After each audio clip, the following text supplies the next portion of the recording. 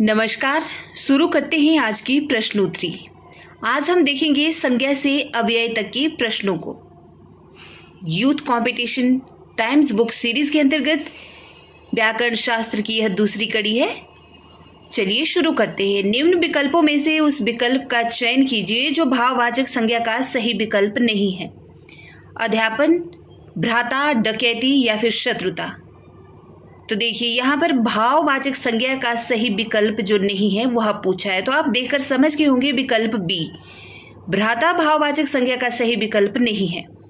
अब संज्ञा किसे कहते हैं, संज्ञा के कितने भेद हैं, सर्वनाम किसे कहते हैं, सर्वनाम के कितने भेद हैं, विशेषण किसे कहते हैं, विशेषण के कितने भेद हैं, ये सब बेसिक सी जानकारी पता होना बहुत जरूरी है।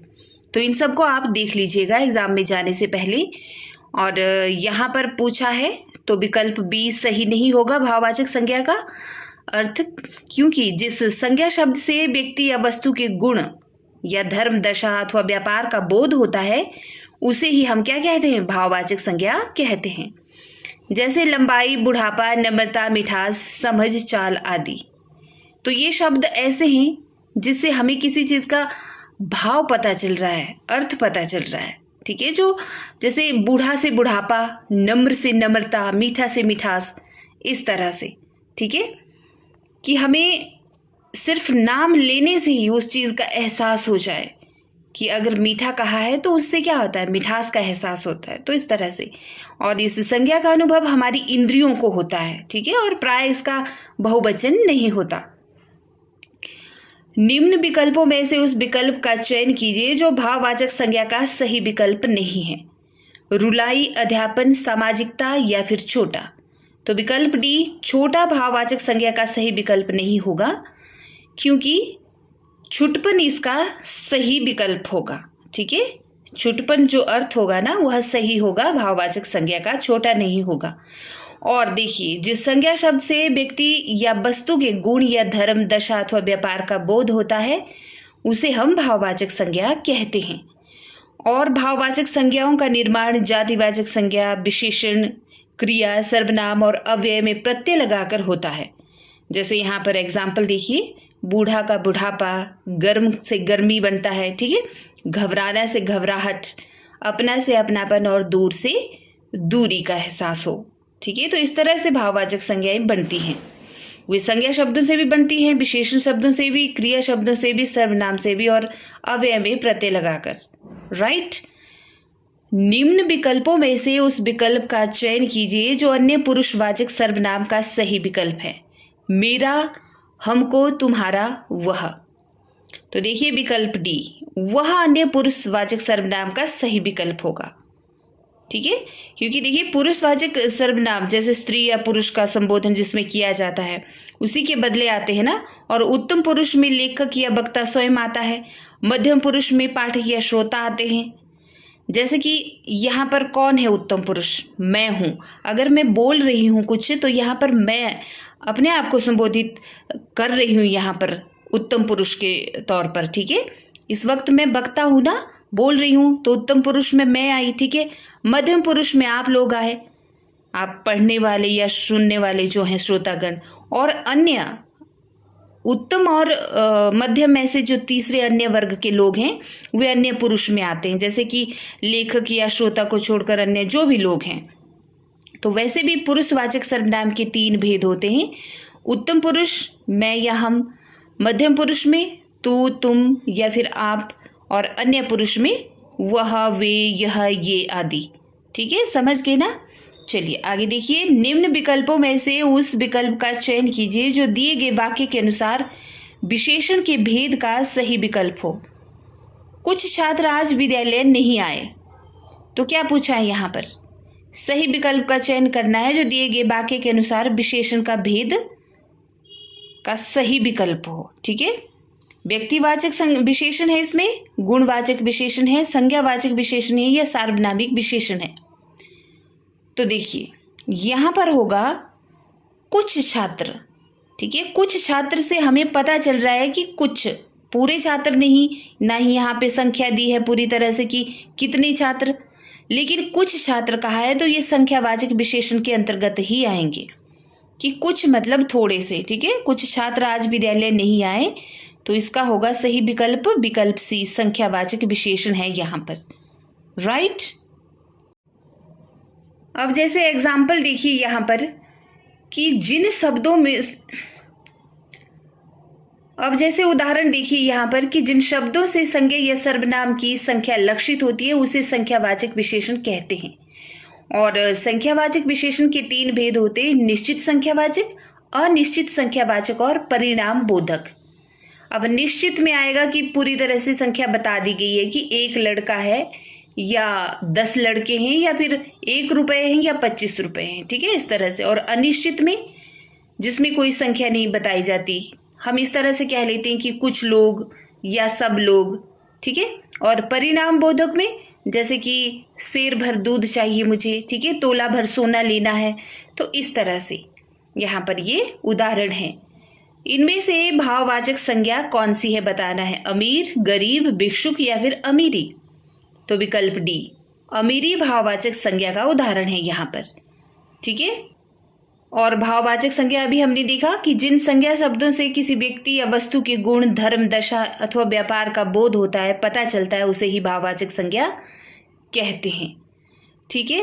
और इसका जो ये भाववाचक संज्ञा होती है, इनके निर्माण में जातिवाचक संज्ञा, विशेषण, क्रिया, सर्वनाम, अव्यय में प्रत्यय लगाकर इन्हीं शब्दों से ये भाववाचक संज्ञा बनती है।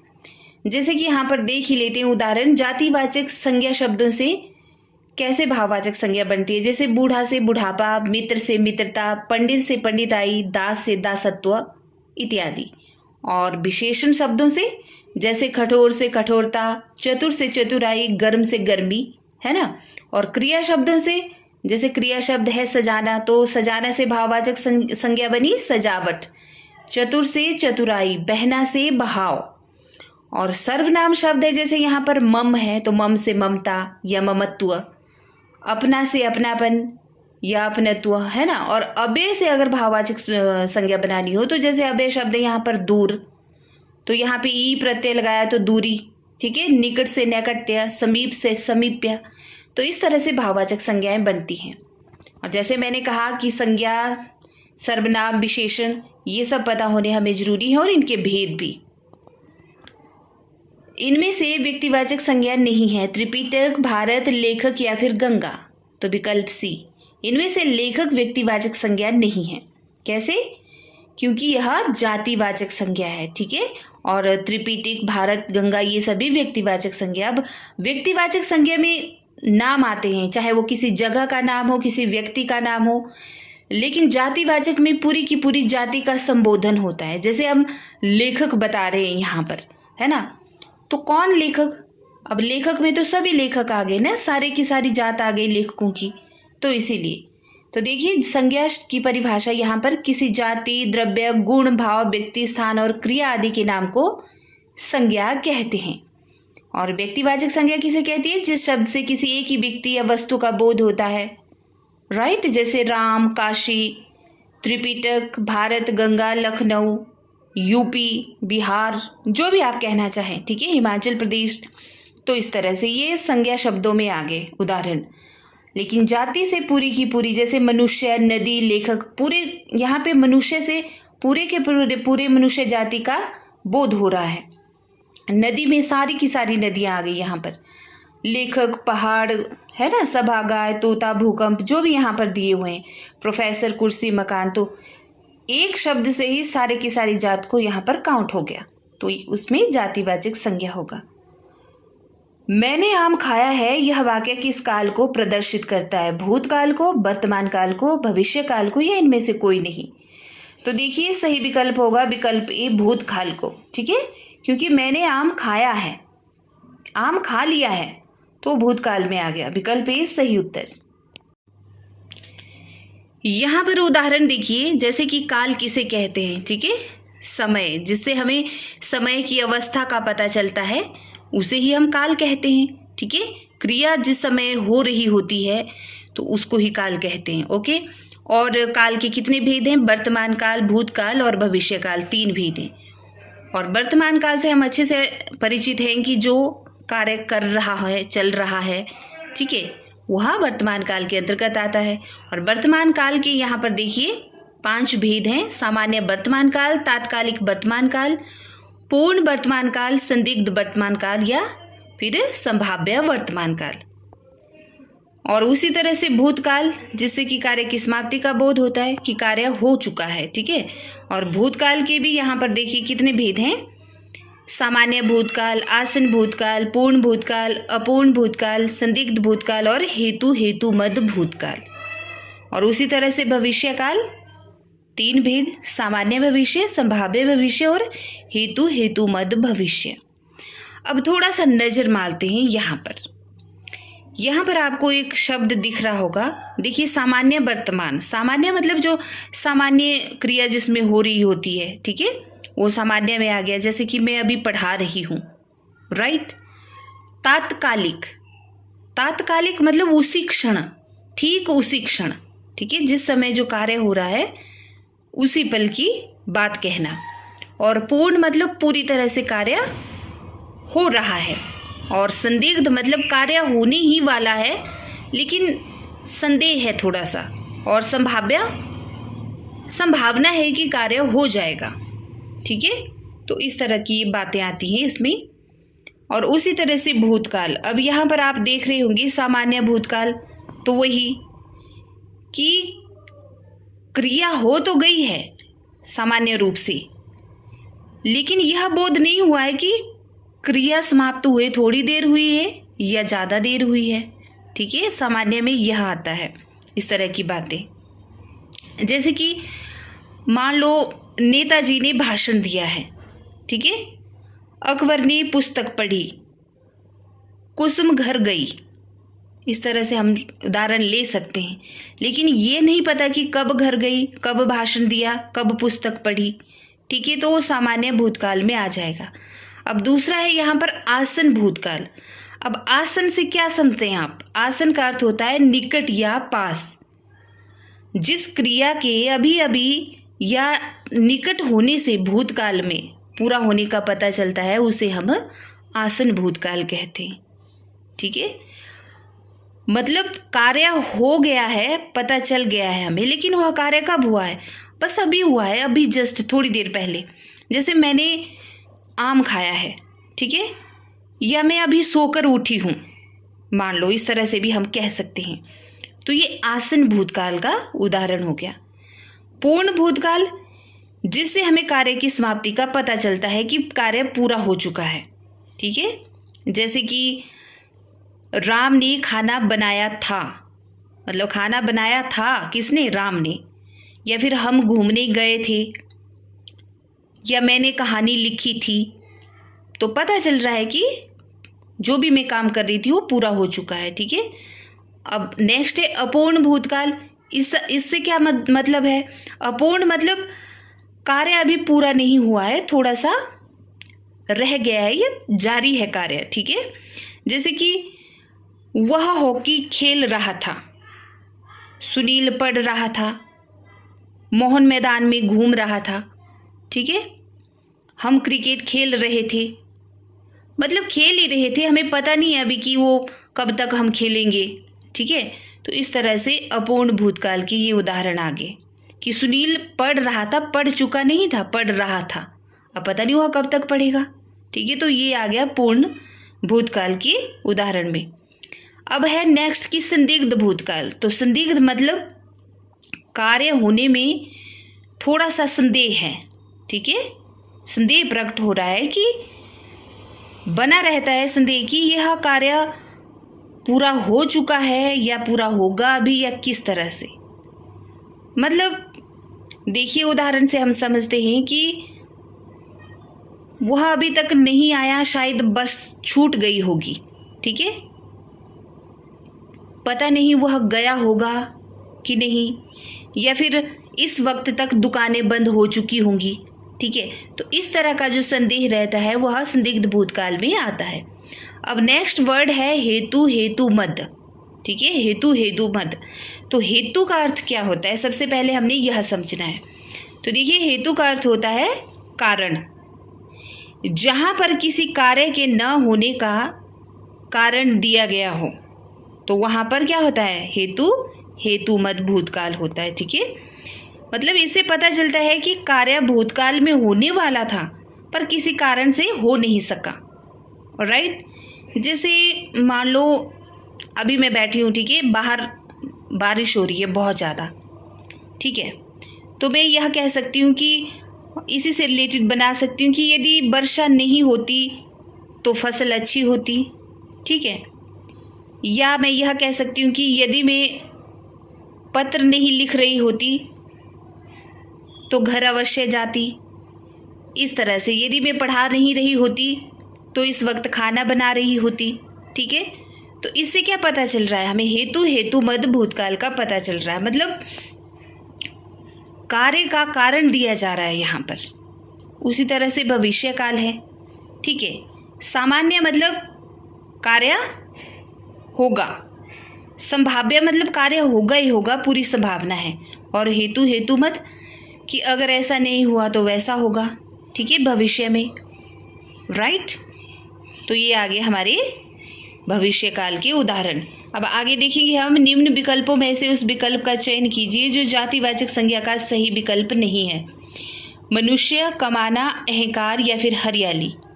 तो देखिए यहाँ पर क्या लिखा है कि दिए गए विकल्पों में मनुष्य शब्द जातिवाचक संज्ञा का सही विकल्प है, और जातिवाचक संज्ञा शब्द से पूरी की पूरी जाति का बोध होता है, जैसे अभी हमने बात भी की थोड़ी देर पहले, है ना, लड़का, नदी, पहाड़। और अहंकार एवं हरियाली शब्द जातिवाचक संज्ञा शब्द नहीं है, और यह प्रश्न त्रुटिपूर्ण है। ओके, आयोग ने इस प्रश्न का उत्तर मनुष्य को ही माना है। हो जाती है कभी कभी मिस्टेक्स, तो यहाँ पर जो प्रीवियस क्वेश्चन है वही दर्शाए हैं यहाँ पर। ठीक है, निम्न विकल्पों में से उस विकल्प का चयन करना है जो अन्य पुरुषवाचक सर्वनाम का सही विकल्प है। तो देखिए विकल्प बी, उसके जो यहाँ पर दिया गया है विकल्प बी में, वह अन्य पुरुषवाचक सर्वनाम को यहाँ पर संबोधित कर रहा है। ठीक है, तो विकल्प बी ही सही होगा।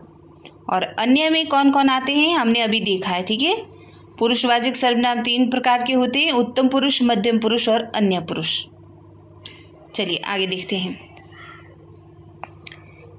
निम्न विकल्पों में से उस विकल्प का चयन कीजिए जो भाववाचक संज्ञा का सही विकल्प नहीं है। स्वामित्व, भारतीयता, विकल या फिर फैलाव। तो विकल शब्द की भाववाचक संज्ञा विकलता होगा, अतः यह उत्तर की दृष्टि से सही विकल्प है। और जिस संज्ञा शब्द से किसी पदार्थ की अवस्था, धर्म, स्वभाव, भाव, गुण, दशा का बोध होता है वहीं पर भाववाचक संज्ञा होती है। भाववाचक संज्ञा से अवश्य प्रश्न बनता है, इसीलिए देखो इतने सारे प्रश्न यहाँ पर पूछे गए हैं भाववाचक संज्ञा से रिलेटेड। निम्न विकल्पों में से उस विकल्प का चयन करना है जो दिए गए वाक्य के अनुसार विशेषण के भेद का सही विकल्प होते हैं। पेड़ पर बहुत सारे पक्षी बैठे हैं, तो यहाँ पर निश्चित परिणामवाचक है, अनिश्चित परिणाम है, या फिर सार्वनामिक या गुणवाचक। तो देखिए विकल्प बी। अब बहुत सारे पक्षी हैं, है ना, ये नहीं कहा कि 100 पक्षी हैं या 120 पक्षी हैं या 10 पक्षी हैं, बहुत सारे बोला है तो अनिश्चित में काउंट होगा वह। तो विकल्प बी सही उत्तर होगा। निम्न विकल्पों में से उस विकल्प का चयन कीजिए जो उत्तम पुरुषवाचक सर्वनाम का सही विकल्प है। तुम, हमारे, वे या फिर यह। तो हमारे, ठीक है, उत्तम पुरुष पूछा है ना यहाँ पर, तो हमारे शब्द उत्तम पुरुषवाचक सर्वनाम है यहाँ पर। ठीक है, और उत्तम पुरुष के उदाहरण देखेंगे तो जैसे मैं, मेरा, मैंने, हम, हमारा, हमने, मुझे, मुझको, जो खुद से हमारे अपने आप से रिलेटेड है वो सब क्या है, उत्तम पुरुषवाचक सर्वनाम का उदाहरण है।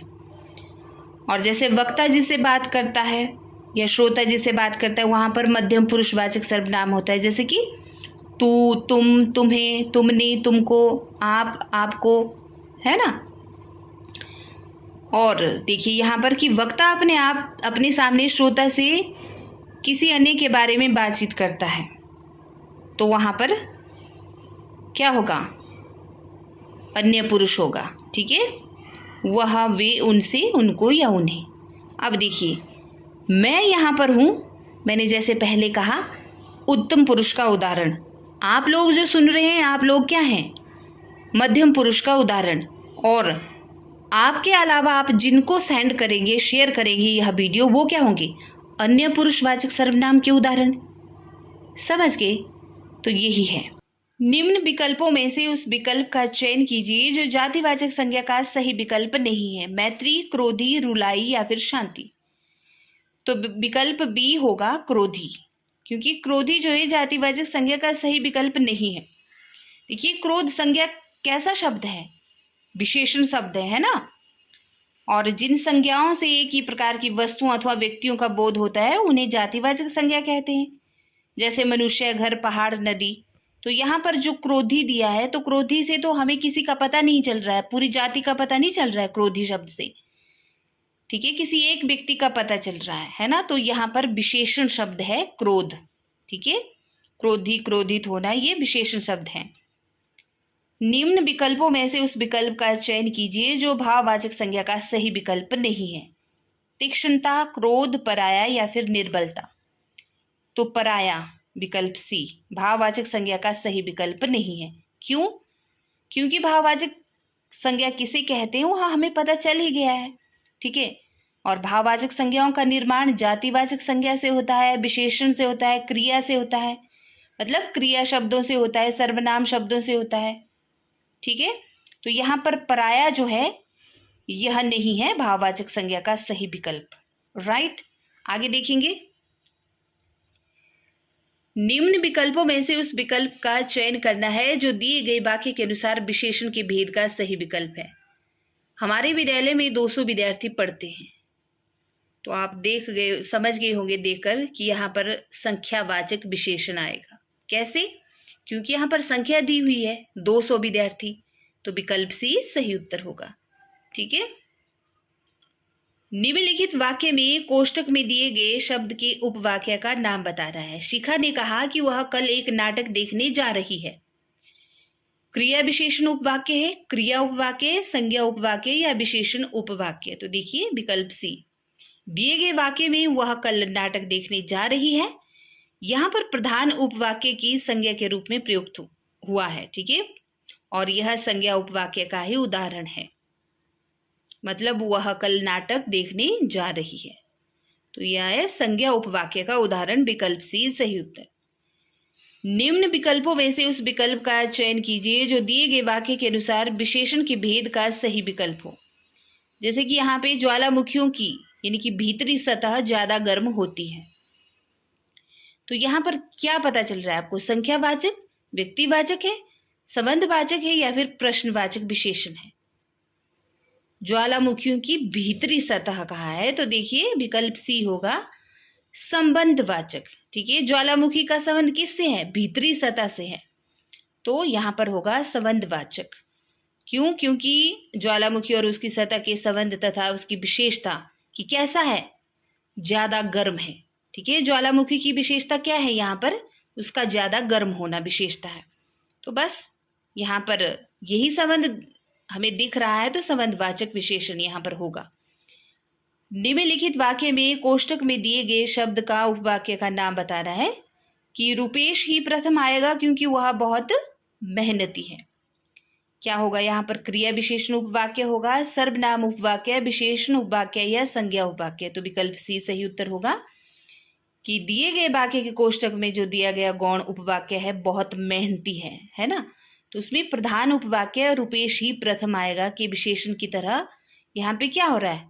व्यवहित हो रहा है या संज्ञा की विशेषता को बता रहा है, अतः यह विशेषण उपवाक्य होगा, विकल्प सी। क्योंकि देखिए रुपेश है, ठीक है, वह कैसा है, उसकी विशेषता क्या है? उसका बहुत मेहनती होना। ठीक है, तो यहाँ पर जो बहुत मेहनती है ना, यह क्या है? गौण उपवाक्य है, क्योंकि इसको ब्रैकेट में रखा है। और इसका जो उपवाक्य है वो क्या है? रुपेश ही प्रथम आएगा। उप मतलब शुरू में लगा हुआ, शुरू में लिखा हुआ। तो विकल्प सी यहाँ पर सही उत्तर होगा। आगे देखेंगे। जो छात्र परिश्रम करेंगे उन्हें सफलता अवश्य मिलेगी। इस वाक्य का सरल वाक्य क्या होगा? परिश्रम ही छात्रों को सफलता दिलाएगी या फिर परिश्रमी छात्र अवश्य सफल होंगे क्योंकि परिश्रमी छात्र सफल होंगे, या फिर क्योंकि छात्र ने परिश्रम किया है इसीलिए वह सफल होगा। तो देखिए यहाँ पर जो छात्र परिश्रम करेंगे उन्हें सफलता अवश्य मिलेगी। इस वाक्य का जो सरल वाक्य होगा वह होगा विकल्प बी कि परिश्रमी छात्र अवश्य सफल होंगे। राइट। राम रोटी नहीं खाता है, इस वाक्य का कर्मवाच्य रूप क्या है? राम से रोटी खाए जाते हैं, राम ने रोटी खाई, राम रोटी खाया, या राम से रोटी नहीं खाई जाती है? तो विकल्प डी, क्योंकि सेंस भी बन रही है ना इस वाक्य की। राम से रोटी नहीं खाई जाती है, यह क्या होगा? कर्मवाच्य रूप होगा राम रोटी नहीं खाता है का, विकल्प डी। और कर्मवाच्य किसे कहते हैं? क्रिया के उस रूपांतरण को कर्मवाच्य कहते हैं जिससे वाक्य में कर्म की प्रधानता का बोध होता है। नेक्स्ट देखिए, यहां बैठा नहीं जाता मैं कौन सा वाच्य है? कालवाच्य, भाववाच्य, कर्मवाच्य या फिर कर्तृवाच्य? तो विकल्प बी, यहां बैठा नहीं जाता मैं भाववाच्य है। ठीक है, क्योंकि क्रिया के उस रूपांतर को भाववाचक कहते हैं जिससे उस वाक्य में क्रिया अथवा भाव की प्रधानता का बोध होता है। जैसे हम बोलते हैं ना कि बहुत गर्मी है, धूप में चला नहीं जाता, है ना, मुझसे यह खाया नहीं जाता, यह किया नहीं जाता, तो ये सब भाववाच्य संज्ञा के ही बोध हैं या उदाहरण हैं। ठीक है, भाववाच्य वाला वाक्य कौन सा है? तुम बहुत हंसती हो, मुझसे पढ़ा भी नहीं जाता, मुझसे इतना कष्ट नहीं सहा जाता, हमें भी मिठाई दे दो।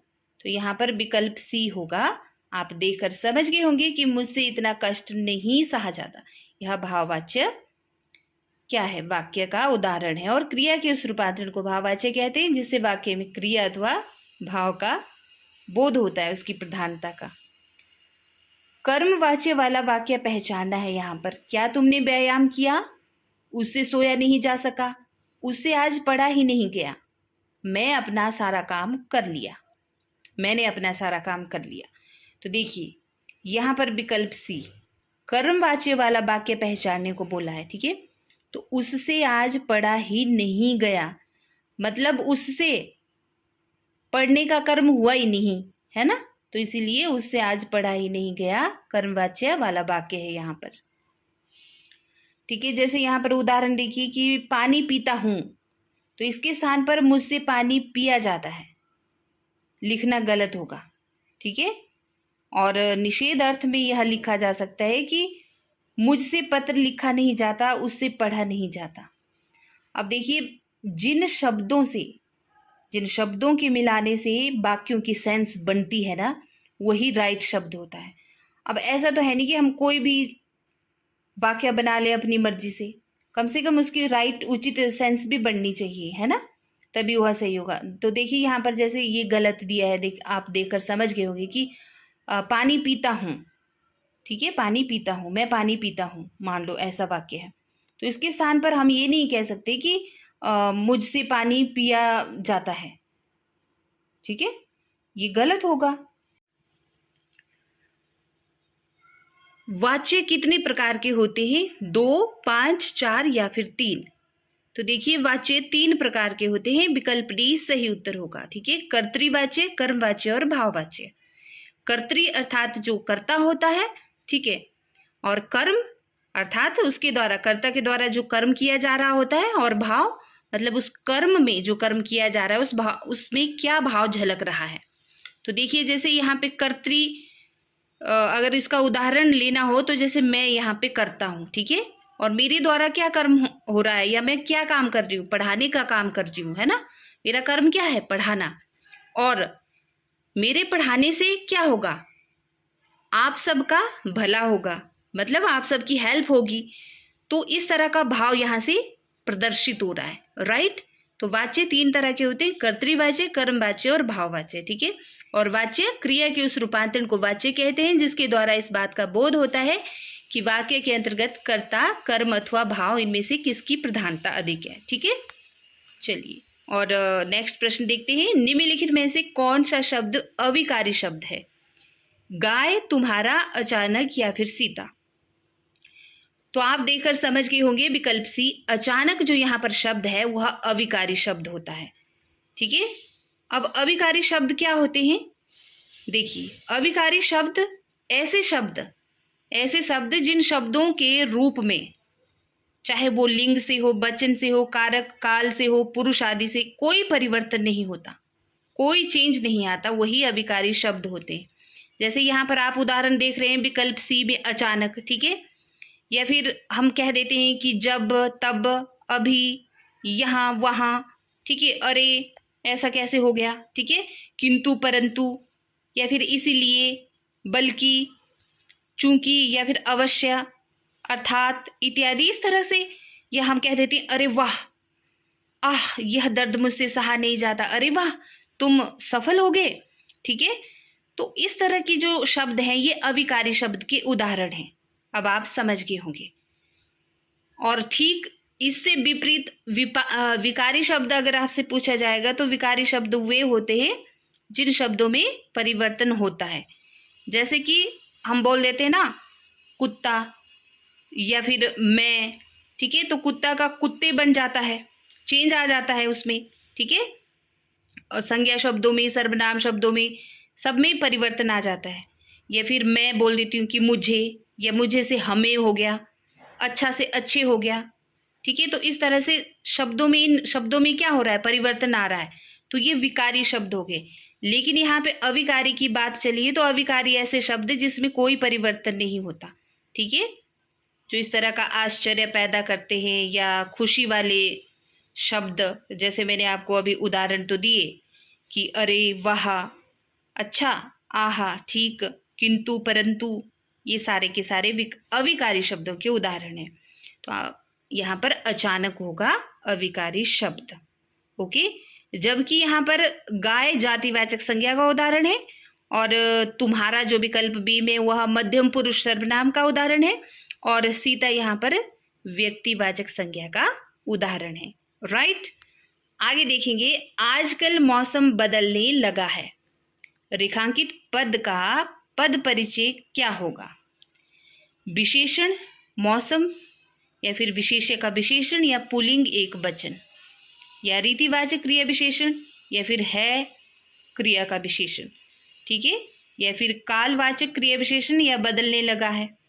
तो यहाँ पर बताना है कि कौन सा पद परिचय है, आजकल मौसम बदलने लगा है।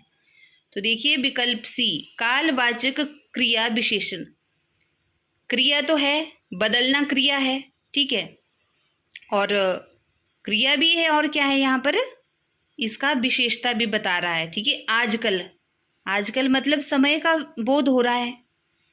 तो देखिए विकल्प सी होगा, आजकल मौसम बदलने लगा है। इस वाक्य में रेखांकित जो पद है वह कालवाचक क्रिया विशेषण है, ठीक है। जबकि बदलने लगा है क्रिया का विशेषण है, ओके। क्योंकि यहाँ पर हमें समय का भी पता चल रहा है और जो कार्य हो रहा है उसकी विशेषता का भी पता चल रहा है। तो इसीलिए विकल्प सी कालवाचक क्रिया विशेषण। कृदंत शब्द, कृत प्रत्यय का उदाहरण बताना है, कौन सा है? धनवान, नमकीन, नीलिमा, या खिलाड़ी। तो विकल्प डी, कृदंत शब्द का जो उदाहरण है यहाँ पर वह है खिलाड़ी। अब देखिए, कृदंत शब्द अर्थात कृत प्रत्यय का उदाहरण खिलाड़ी है और क्रिया या धातु के अंत में प्रयोग होने वाले प्रत्ययों को कृत प्रत्यय कहते हैं और उनके मेल से बने शब्द को कृदंत कहते हैं। आप यहाँ पर उदाहरण से समझ जाएंगे। जैसे अक, तो लेखक, ठीक है। लेख में अक शब्द जो यहाँ पर प्रत्यय के तौर पर जुड़ा तो फिर लेखक बना। उसी तरह गायक, नायक, पाठक। और यहाँ पर देखिए भुलक्कड़ है तो अक्कड़ शब्द जुड़ा है लास्ट में, है ना, तभी भुलक्कड़ बना। घुमक्कड़, पियक्कड़। और तैराक, लड़ाक, यानी कि इसमें आक प्रत्यय लगा हुआ है। तो इसी तरह से। और कृत प्रत्यय के दो रूप होते हैं, विकारी कृत प्रत्यय और अविकारी कृत प्रत्यय। विकारी कैसे? ऐसे कृत प्रत्यय जिससे शुद्ध संज्ञा या विशेषण बनते हैं, और अविकारी ऐसे कृत प्रत्यय जिनसे क्रियामूलक विशेषण या अव्यय बनते हैं, राइट। क्रिया के मूल को क्या कहते हैं? धातु, पद, कारक या फिर समास। तो देखिए धातु कहते हैं, क्रिया के मूल को धातु कहते हैं, ठीक है। और धातु क्रियापद के उस अंश को कहते हैं जो किसी क्रिया के साथ सभी रूपों में पाया जाता है। और धातु भी दो तरह की होती है, मूल धातु और यौगिक धातु, ठीक है। चलिए आगे देखेंगे। लड़का किताब पढ़ रहा है, इस वाक्य में कौन सा पदबंध है?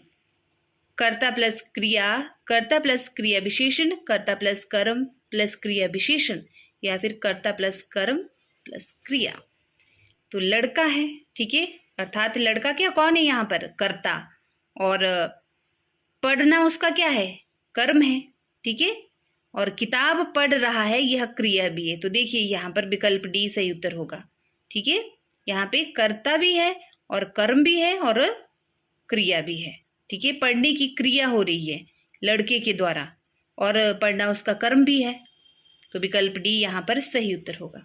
देखिए यहाँ पर कुछ बातें हैं कि डॉक्टर हरदेव बाहरी, ठीक है, इन्होंने क्या माना है कि वाक्य के उस भाग को जिसमें एक से अधिक पद परस्पर संबंध होकर अर्थ तो देते हैं किंतु पूरा अर्थ नहीं देते, पदबंध या वाक्यांश कहलाते हैं।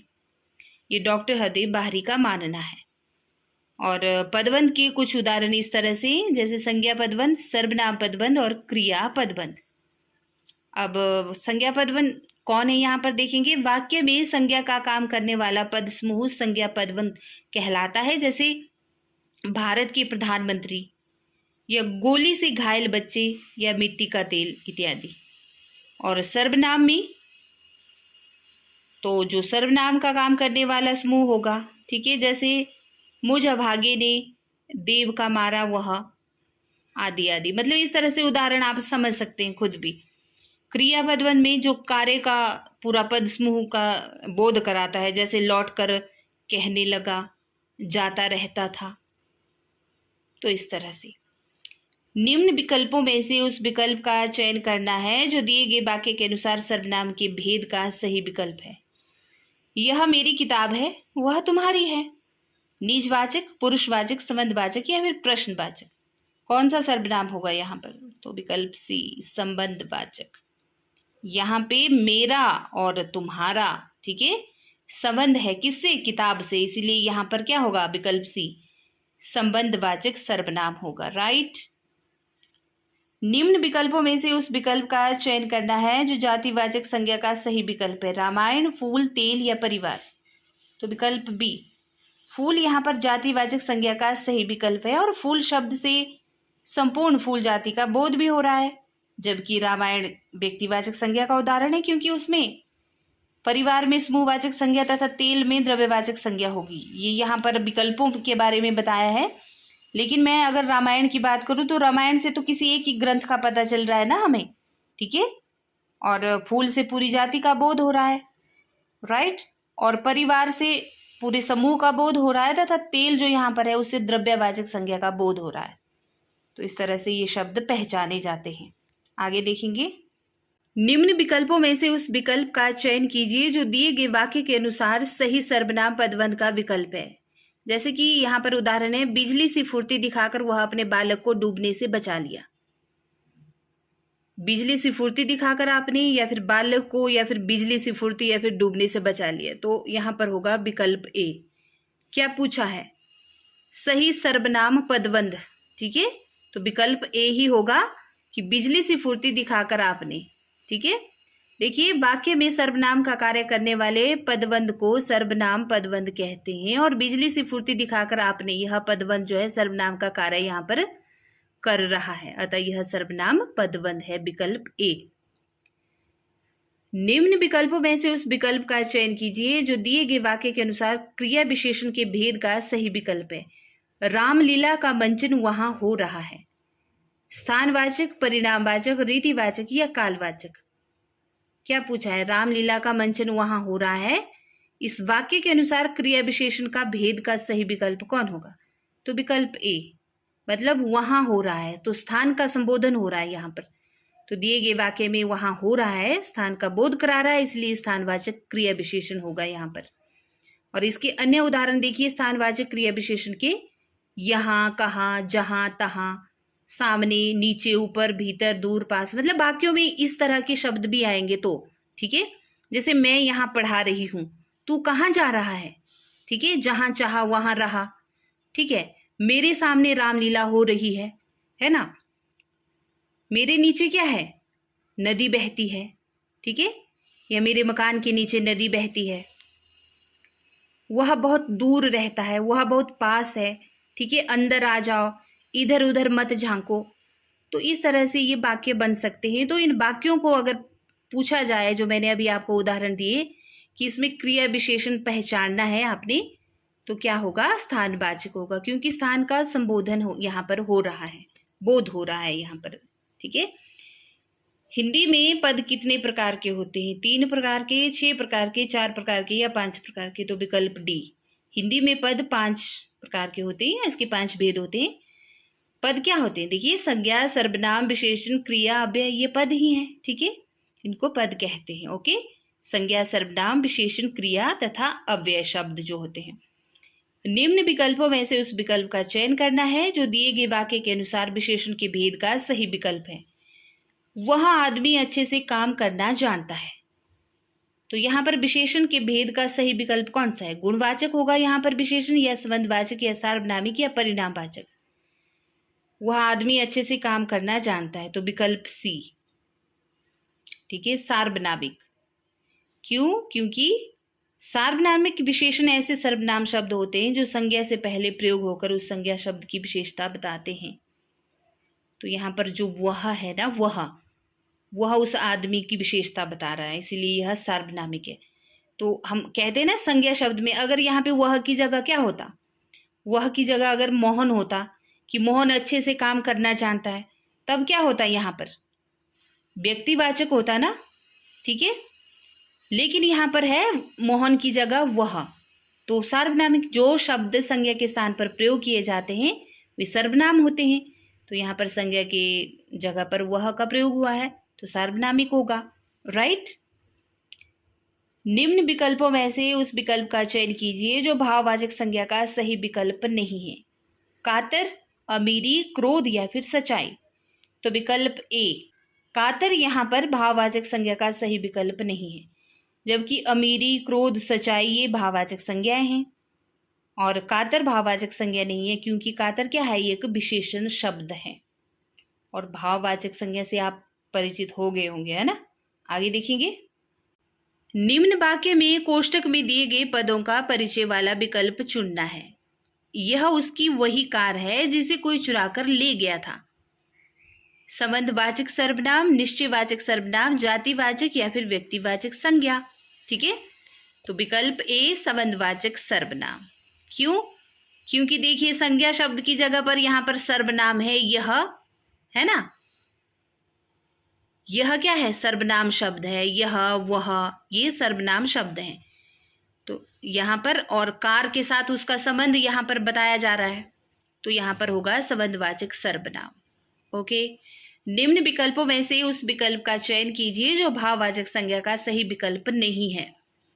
शीतल, मित्रता, शैतानी या फिर भ्रातृत्व? तो विकल्प ए, शीतल जो है भाववाचक संज्ञा का सही विकल्प नहीं है। इसके अलावा जो मित्रता है, शैतानी, भ्रातृत्व, ये भाववाचक संज्ञाएं शब्द हैं, क्योंकि इनसे किसी न किसी भाव का पता चल रहा है, अवस्था का पता चल रहा है और दशा का बोध हो रहा है। जबकि शीतल यहाँ पर क्या है? शीतल शब्द यहाँ पर भाववाचक संज्ञा नहीं है, बल्कि अगर इसका हमने भाववाचक संज्ञा बनाना होगा तो शीतलता होगा, जिससे हमें ठंडक का एहसास हो, है ना।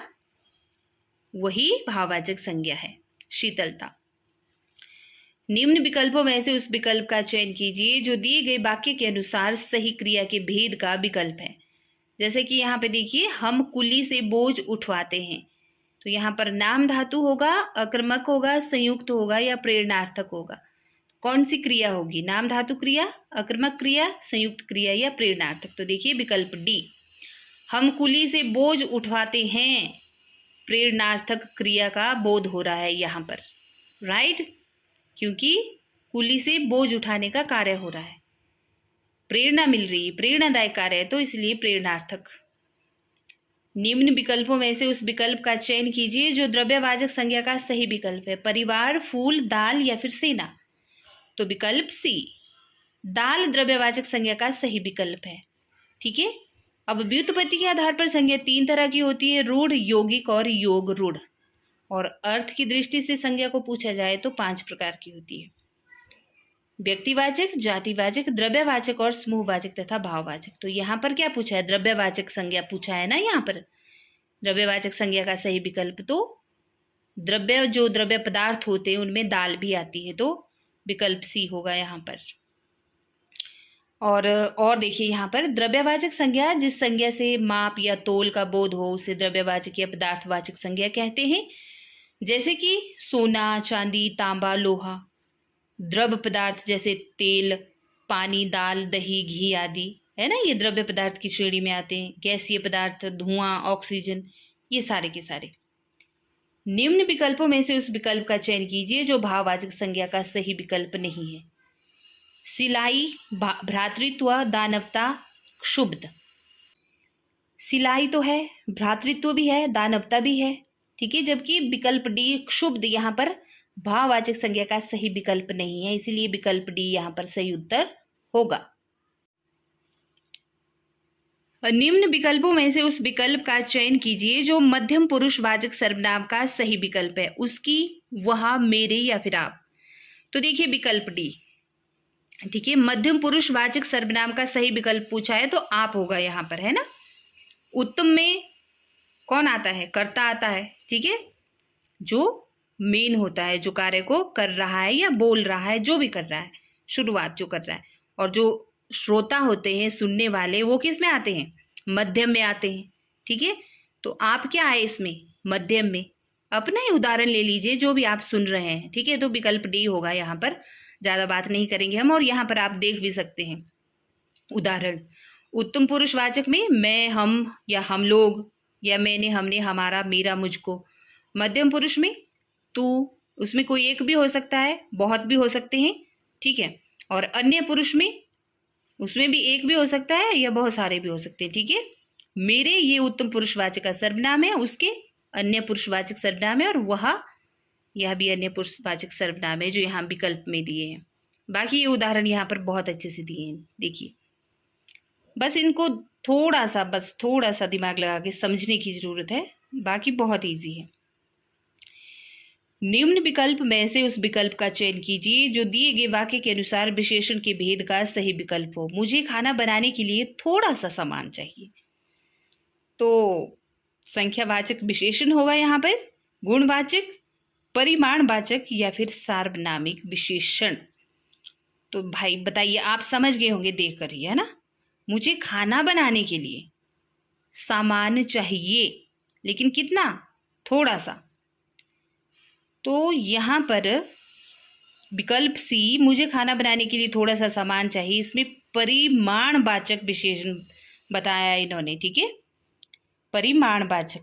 और परिमाणवाचक विशेषण क्या होता है कि जिन विशेषण शब्दों से किसी वस्तु की मात्रा अथवा नाप तोल का ज्ञान होता है वे परिमाणवाचक विशेषण कहलाते हैं। जैसे कि हम बोलते हैं ना, थोड़ा सा चाहिए मुझे, या बहुत ज़्यादा चाहिए, या मुझे 2 मीटर कपड़ा चाहिए, या 3 मीटर कपड़ा चाहिए, या 5 मीटर। तो अगर इस तरह से हम बोलते हैं तो उसमें परिमाणवाचक होगा, ठीक है। और इसमें आप कंफ्यूज हो सकते हैं क्योंकि कई बार हमें यह लगता है कि यह संख्यावाचक हो सकता है, ठीक है, क्योंकि इसमें संख्या, लेकिन संख्या कैसे होगा जबकि इसमें थोड़ा सा बोला है या बहुत बोला है। संख्या तो तब होना था ना जब इसमें संख्या दी गई होती, ठीक है, कि मुझे इतना ही चाहिए, राइट। अब संख्यावाचक विशेषण है तो यह विशेषण ही, लेकिन यह भी विशेषण के अलग अलग भेद होते हैं ना। जैसे संख्यावाचक विशेषण वो होता है जिसमें जो शब्द संज्ञा सर्वनाम की संख्या का बोध कराते हैं, जैसे कि 1, 2, 4 या आधा या पौना या तिगुना चौगुना, है ना। और परिमाणवाचक वो हो गया जैसे कि थोड़ा या बहुत, ठीक है। तो इस तरह से आप इनमें डिफरेंस कर सकते हैं। आगे देखेंगे हम। निम्न विकल्पों में से उस विकल्प का चयन करना है जो दिए गए वाक्य के अनुसार विशेषण के भेद का सही विकल्प है। हमारे विद्यालय में 200 विद्यार्थी पढ़ते हैं, तो फट से आप समझ गए होंगे विकल्प बी होगा यहाँ पर संख्यावाचक, क्योंकि सीधे डायरेक्ट दे रखा है 200 विद्यार्थी, ठीक है। निम्न विकल्पों में से उस विकल्प का चयन करना है जो दिए गए वाक्य के अनुसार सर्वनाम के भेद का सही विकल्प हो। वह फिर प्रथम आया है। प्रश्नवाचक, निजवाचक, निश्चयवाचक या संबंधवाचक। तो यहाँ पर है निश्चयवाचक सर्वनाम, ठीक है। सर्वनाम यानी कि संज्ञा शब्दों के स्थान पर जो शब्द प्रयोग होते हैं, जैसे यह, वह, सर्वनाम ही हुए ना, लेकिन कैसा है? निश्चय है, क्योंकि वह फिर प्रथम आया है। समझ रहे ना? जिन सर्वनाम शब्दों में किसी वस्तु या व्यक्ति या स्थान की निश्चितता का बोध होता है वे निश्चयवाचक सर्वनाम कहलाते हैं, जैसे यह, वह, ये, वे आदि। ठीक है। निम्नलिखित विकल्पों में से उस विकल्प का चयन करना है जो भाववाचक संज्ञा का सही विकल्प नहीं है, पूछा है। कांति, धीर, चौड़ाई या फिर नीलिमा। तो विकल्प बी होगा। धीर जो शब्द है वह भाववाचक संज्ञा का सही विकल्प नहीं है, क्योंकि देखिए यहाँ पर जो कांति है, चौड़ाई और नीलिमा, ये भाववाचक संज्ञा मतलब यहाँ पर अवस्था, दशा या भाव का बोध करा रहे हैं, इसीलिए ये भाववाचक संज्ञा है। धीर शब्द कोई बोध नहीं करा रहा है ना यहाँ पर, तो इसीलिए यह नहीं होगा। निम्न विकल्पों में से उस विकल्प का चयन करना है जो दिए गए वाक्य के अनुसार सही अव्यय पदबंध का विकल्प हो। अपने सामान के साथ वह चला गया। तो क्या बोला है यहाँ पे? सही अव्यय पदबंध का विकल्प चुनना है। वह अपने सामान के साथ वह चला गया। ठीक है, तो विकल्प डी, के साथ। ठीक है, वह पदबंध जो वाक्य में अव्यय का कार्य करे वह अव्यय पदबंध कहलाता है, और इस पदबंध का अंतिम शब्द अव्यय होगा। ओके, अतः दिए गए वाक्य में के साथ अव्यय पदबंध है। के साथ देखिए, अपने सामान वह चला गया, कोई वाक्य की सेंस भी नहीं बन रही है, लेकिन इसके बीच में के साथ मतलब अपने सामान को साथ लेकर वह चला गया, तो इसीलिए ये क्या कहलाएगा? अव्यय पदबंध कहलाता है। ठीक है, जो वाक्यों के बीच में लगकर उनको वाक्यों को एक अच्छी सेंस देते हैं। निम्नलिखित विकल्पों में से उस विकल्प का चयन करना है जो दिए गए वाक्य के अनुसार विशेषण के भेद का सही विकल्प हो। मैं फल लाया हूं। कैसे? बिल्कुल ताजे। ठीक है, तो मतलब मैं ताजा फल लाया हूं। तो यहाँ पे क्या होगा? परिमाणवाचक, गुणवाचक, संख्यावाचक या सार्वनामिक। तो देखिए गुणवाचक होगा, क्योंकि फल का गुण क्या है? उसका ताजा होना। ठीक है, तो दिए गए वाक्य में ताजा शब्द फल के गुण का बोध करा रहा है, इसलिए यहाँ पर गुणवाचक विशेषण है। राइट। निम्न विकल्पों में से उस विकल्प का चयन कीजिए जो जातिवाचक संज्ञा का सही विकल्प है। दाल, वृक्ष, कक्षा या फिर अमेरिका। तो विकल्प बी, जिस शब्द से किसी व्यक्ति, वस्तु या स्थान की संपूर्ण जाति का बोध होता है उसे जातिवाचक संज्ञा कहते हैं। और पूछा भी क्या है कि जातिवाचक संज्ञा का सही विकल्प का चयन करना है। तो वृक्ष, वृक्ष शब्द से यहाँ पे संपूर्ण वृक्ष जाति का बोध हो रहा है। ठीक है, निम्नलिखित वाक्य में कोष्ठक में दिए गए पदों का परिचय वाला विकल्प चुनना है। उपवन में डैश डैश फूल खिले हैं। यहाँ पर दिया भी गया है ब्रैकेट में कि सुंदर फूल खिले हैं, लेकिन पदों के परिचय वाला विकल्प चुनना है। हर्षबोधक अव्यय होगा, यहाँ पर गुणवाचक विशेषण होगा, क्रिया होगी या फिर मध्यम पुरुषवाचक सर्वनाम होगा। तो देखिए भाई, यहाँ पर फूल का गुण है उसका सुंदर होना, तो गुणवाचक विशेषण होगा विकल्प बी। राइट। निम्न विकल्पों में से उस विकल्प का चयन कीजिए जो दिए गए वाक्य के अनुसार सही विशेषण पदबंध का विकल्प है। तेज चलने वाली गाड़ियां प्रायः सबकी पसंदीदा होती हैं। तो क्या पूछा है यहाँ पर? सही विशेषण पदबंध का विकल्प चुनना है। पसंदीदा होती हैं, सबकी पसंदीदा होती हैं गाड़ियां, या फिर तेज चलने वाली। तो तेज चलने वाली। ठीक है, विकल्प डी सही उत्तर, क्योंकि यहाँ पर इस वाक्य का जो विशेषण पदबंध है वह है उसका तेज चलना, मतलब तेज चलने वाली गाड़ियां ये सभी की पसंदीदा होती है, तो तेज चलने वाली यहाँ पर सही विकल्प होगा। निम्न विकल्पों में से उस विकल्प का चयन कीजिए जो दिए गए वाक्य के अनुसार सही क्रिया पदबंध का विकल्प हो। मुझे रोहन दूर से ही दिखाई दे रहा है।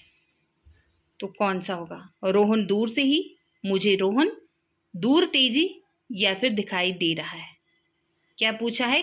क्रिया, सही क्रिया पदबंध का विकल्प पूछा है चुनने को यहाँ पर।